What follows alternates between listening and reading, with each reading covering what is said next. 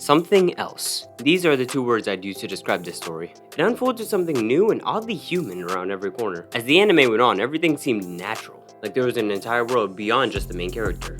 This is Jobless Reincarnation, an anime following this nobody who died and got reincarnated into a little boy named Rudius. Rudius does still remember his previous life, you know, the one where he was still like 30 plus years in age.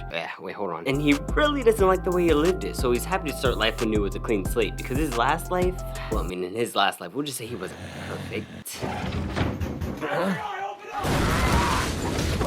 Get out! You degenerate! But that's just the thing, he still isn't.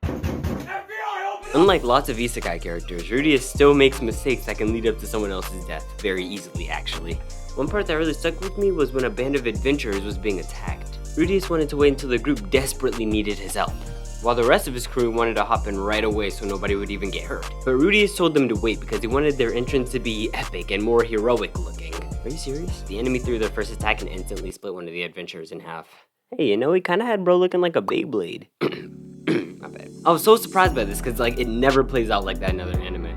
Usually group A is being attacked and almost dies until group B swoops in and heroically saves the day. But here the anime showed what could actually happen if you tried to do that in real life. But even after that, I wouldn't say this anime is dark. I would instead use the word practical. I mean, it's not like there was an excessive or over the top number of deaths. Like everything flowed reasonably. I mean, honestly, nothing really jumped out of nowhere. I mean, except for that one part where the entire crew just got bodied, like what happened there? But aside from all that, the anime still brings other pieces to the table. Like the way that the intro just plays over the current events at hand, making the entire story feel more continuous, instead of having a set animation that plays over every episode. Or like the way that Rudius calls his dad by his first name, and says it in a way that just screams, yes, I know Paul is the most generic name any human being could have, and yes, I am in fact still mentally older than this man that should in fact be my father.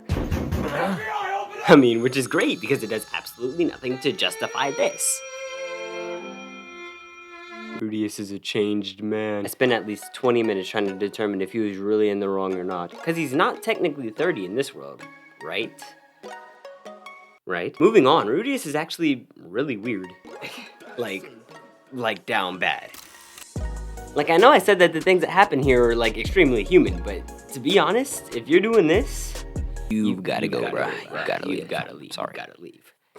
But aside from him actually being like 30, he still somehow has those times when he acts his young age. Like when Rudius summons a massive storm cloud, for example. I love the animation where it almost looks like he's dancing. The section didn't last long at all, but it still had a lasting impression. Now every time I think back to the arc where Rudius actually is training, that's the first thing that comes to mind, because it was clear that Rudius was actually having fun.